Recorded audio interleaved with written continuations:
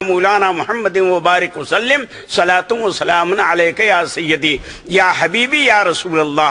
حضرات علماء کرام نے اس ایک جملے میں ہن لباس لکم وانتم لباس لہن اتنی وسیع اور جامع تقریریں کی ہیں کہ اگر اور کہیں کوئی حکم نہیں آیا ہوتا قرآن میں، حدیث میں صرف یہی ایک جملہ ہوتا تو زندگی گزارنے کے لیے وہ کافی تھا، زندگی کو صحیح راستے پر لے چلنے کے لیے وہ کافی تھا۔ اگر آدمی اس کو سمجھنے کی کوشش کرے، قرآن پاک صرف اس لیے نہیں ہے کہ ہم لوگ تیجا میں اس کو پڑھ کر کے ایصال ثواب کر دیں، اس لیے بھی ہے کہ ہم اس سے ثواب حاصل کریں، لیکن اسی لیے نہیں ہے، بلکہ قرآن پاک سمجھنے کے لیے ہے۔ قرآن پاک زندگی کو سنوارنے کے لیے ہے، قرآن پاک صحیح ماحول میں زندگی گزارنے کے لیے ہے، قرآن پاک اللہ تعالیٰ کی طرف سے انسانوں کے لیے وہ ضابطۂ حیات ہے کہ اگر انسان اس کو اختیار کر لے اور اس کے کہنے کے مطابق زندگی گزارنے کی کوشش کرے تو وہ دنیا میں بھی کامیاب ہوگا، قبر میں بھی کامیاب ہوگا اور آخرت میں بھی کامیاب ہوگا۔ لیکن ضرورت کس چیز کی ہے کہ قرآن کو صرف ہم پڑھیں نہیں، یہاں تو پڑھنا بھی مشکل ہو رہا ہے، قرآن کوئی پڑھنا بھی نہیں چاہتا ہے، خود نہیں پڑھا، بچوں کو بھی پڑھانے کی کوشش نہیں کرتا ہے، بیٹیوں کو پڑھانے کی کوشش نہیں کرتا ہے۔ جب پڑھنا نہیں آئے گا تو سمجھنا کیسے آئے گا؟ پہلے شوق ہو پڑھنے کا، پھر شوق ہو سمجھنے کا، پھر شوق ہو اس پر چلنے کا۔ جب یہ چیزیں ہمارے اندر پیدا ہوں گی تب قرآن پر ہم چل سکیں گے، تب قرآن پر ہمارا عمل ہو سکے گا اور تب قرآن کے اترنے کا مقصد ہم کو حاصل ہوگا۔ اللہم صلی وسلم وبارک علی سیدنا و شفیعنا و مولانا محمد مبارک وسلم۔ اس وقت کا جو ماحول ہے، خاص کر کے ہمارے یورپ کا، کہ وہ بچوں کے ذہن کو پراگندہ کرنے کے لیے رات و دن یہاں کی مشینری لگی ہوئی ہے، یہاں کی جماعتیں رات و دن ہمارے بچوں کے ذہن کو خراب کر رہی ہیں، اور اگر ہم نے اس کا علاج نہیں کیا، اس کا تدارک نہیں کیا تو آج نہ کل یہ بچے ہمارے ہاتھ سے نکل جائیں گے۔ ہمارے بچوں کو سکھلایا جاتا ہے کہ تمہارے نبی نے تو 1 2 نہیں 8 10 شادیاں کر لی تھی، معاذ اللہ۔ یعنی کتنا برا نظریہ ہے۔ نبی آتا ہے انسانوں کی ہدایت کے لیے، خوب اچھی طرح یاد رکھیے، انسانوں کی ہدایت کے لیے، صرف مردوں کی ہدایت کے لیے نہیں، عورتوں کی ہدایت کے لیے بھی نبی ہی آتا ہے، اس لیے کہ عورتیں نبی نہیں ہوتی، عورتوں کے لیے بھی مرد ہی کو نبی بنا کر کے بھیجا جاتا ہے۔ تو جس طریقے سے مردوں کی ہدایت کی ذمہ داری نبی پر ہوتی ہے، ویسی ہی عورتوں کی ذمہ داری بھی نبی پر ہوتی ہے۔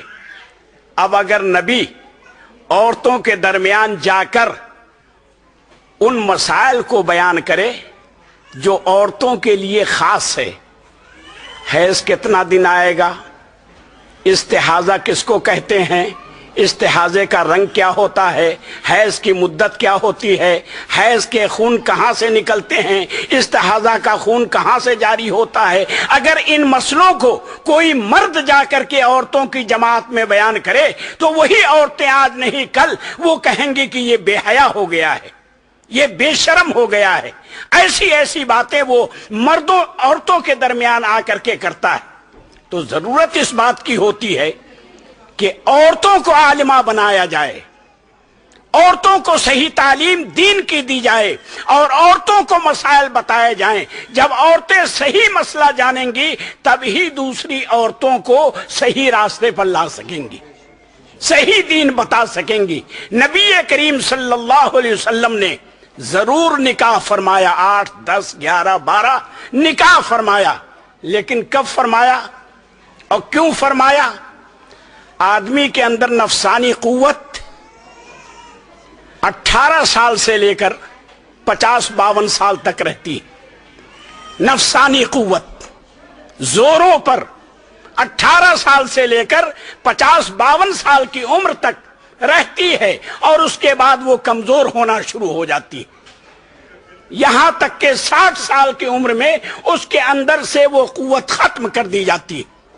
یہ قدرت کا فیصلہ ہے، یہ قدرت کا کارنامہ ہے، قدرت ایسا کرتی ہے۔ لیکن آپ یہ بتائیں کہ ہمارے نبی صلی اللہ علیہ وسلم نے سب سے پہلا نکاح جو فرمایا اس وقت ہمارے نبی کی عمر 25 سال تھی، اور جس سے نکاح فرمایا اس کی عمر 40 سال تھی، 40 سال، اور 25 سال تک اس نیک عورت کے ساتھ پیارے نبی نے اپنی زندگی گزاری، جن کا نام حضرت خدیجہ الکبریٰ تھا۔ تو دونوں ملا کر کے 50 سال کی عمر ہو گئی پیارے نبی کی۔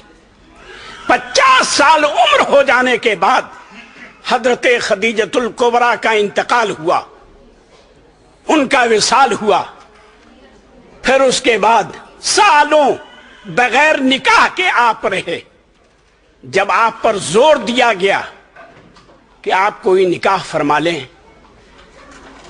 تو آپ نے فرمایا کہ کس سے میں نکاح کروں، کیوں نکاح کروں؟ تو لوگوں نے کہا کہ آپ کو تو اب دین پھیلانا ہے، دین کی باتیں عورتوں تک بھی پہنچانی ہے، کسی ایسی عورت سے نکاح کیجئے جو ذہن میں بے مثال ہو، عقل میں بے مثال ہو، حافظہ اس کا اتنا قوی اور مضبوط ہو کہ ایک مرتبہ جب آپ کی بات سن لے تو پھر کبھی نہ بھولے۔ ایسی عورت ہے کون؟ ابھی یہ بات ہو رہی تھی کہ حضرت جبریل امین علیہ السلام ایک مجسمہ تصویر لے کر کے حاضر ہوئے، اور وہ ریشم کے کپڑے میں وہ تصویر لپٹی ہوئی تھی، چھوٹی سی بچی۔ یا رسول اللہ، یہ آپ کی ہونے والی بیوی ہیں۔ کون ہے یہ؟ آپ کے یار غار حضرت ابو بکر صدیق کی بیٹی ہیں۔ اس وقت ان کی عمر صرف 6 سال کی تھی۔ نکاح تو آپ نے کر لیا لیکن رخصتی نہیں ہوئی، بلکہ 2 سال کے بعد جب آپ کی عمر شریف 53 میں پہنچی، 50 اور 3، 53 سال کی ہوئی، تو آپ نے ایک نکاح فرمایا حضرت سودا رضی اللہ تعالی عنہا سے۔ یہ وہ سودا ہیں جن کا ایک نکاح نہیں بلکہ کئی شادیاں ان کی ہو چکی تھی، اور ان سے پیارے نبی نے نکاح فرمایا۔ اگر وہ نفسانیت کی بات ہوتی تو پھر آپ کسی جوان لڑکی سے نکاح فرماتے، کسی ایسی لڑکی سے نکاح فرماتے جس کا نکاح نہ ہوا ہو۔ تو نبی کریم صلی اللہ علیہ وسلم نے نکاح تو کر لیا تھا مکے میں، لیکن رخصتی نہیں ہوئی حضرت عائشہ کی۔ جب پیارے نبی صلی اللہ علیہ وسلم مدینے میں تشریف لائے اور صرف 9 سال تک آپ باقی رہے، تو 9 سال کے لیے حضرت عائشہ صدیقہ رضی اللہ تعالی عنہا کی رخصتی ہوئی، اور اس 9 سال میں حضرت عائشہ نے علم دین کا وہ تمغہ حاصل کیا، علم دین کا وہ شرف حاصل کیا کہ صحابہ کرام مسائل پوچھنے کے لیے حضرت عائشہ کی خدمت میں حاضر ہوتے تھے۔ عورتوں کے ذریعے سے صحابہ کرام حضرت عائشہ سے مسائل پوچھا کرتے تھے۔ اتنا علم حضرت عائشہ کو نبی کریم صلی اللہ علیہ وسلم نے عطا فرما دیا، اور وہی عائشہ ہیں کہ تمام عورتوں میں سب سے زیادہ روایت حدیث کرنے والی حضرت عائشہ صدیقہ کی ذات گرامی ہے۔ اتنی بڑی وہ عالمہ، فاضلہ، زاہدہ، عابدہ ہو گئی، اور انہوں نے اسلام کو جو اشاعت کی ہے، اسلام کو جو پھیلایا ہے، تاریخ کے اندر اس کی مثال نہیں ملا کرتی، ایسی کوئی مثال نہیں ہے۔ تو نبی کریم صلی اللہ علیہ وسلم نے بے شمار حکمتوں کے پیش نظر یہ نکاح سب کیے، لیکن ہر ایک نکاح کو صرف نکاح ہی نہیں کیا، سب کا حق بھی ادا کیا، سب کا حق بھی ادا کیا۔ پیارے نبی صلی اللہ علیہ وسلم ارشاد فرماتے ہیں، خیرکم خیر لأہلہ، اے صحابیو تم میں سب سے بہترین مرد وہ ہے جو اپنی بیویوں کا حق ادا کرتا ہے۔ وَأَنَا خَيْرٌ لِأَهْلِي، تم مجھے دیکھو کہ میرے پاس ایک دو نہیں کئی بیویاں ہیں، لیکن کسی بھی بیوی سے پوچھ لو، میں نے کسی کا حق نہیں دبایا، میں نے کسی کا حق نہیں مارا، میں نے سب کو عدل و انصاف کے ساتھ رکھا ہے۔ لہذا اگر تم نکاح کرتے ہو تو اپنی بیوی کا حق ادا کیا کرو، اگر حق ادا نہیں کرو گے تو قیامت کے دن تمہارا دامن تھاما جائے گا، اس دن کوئی پرسان حال نہیں ہوگا۔ تو مسلمانوں، یہ ولیمے کی اگرچہ محفل ہے، لیکن ولیمہ میں ان مسائل کا بیان کرنا ہمارے لیے فائدے سے خالی نہیں ہے۔ اللہ تبارک و تعالی اپنے نبی صلی اللہ علیہ وسلم کے اسوہ حسنہ پر ہمیں اور آپ کو چلنے کی توفیق عطا فرمائے اور زندگی گزارنے کی توفیق دے۔ وصلی اللہ تعالی علی خیر خلقہ سیدنا و نبینا و مولانا محمد وعلی آلہ و اصحابہ اجمعین برحمتک یا ارحم الراحمین۔ صلاۃ والسلام۔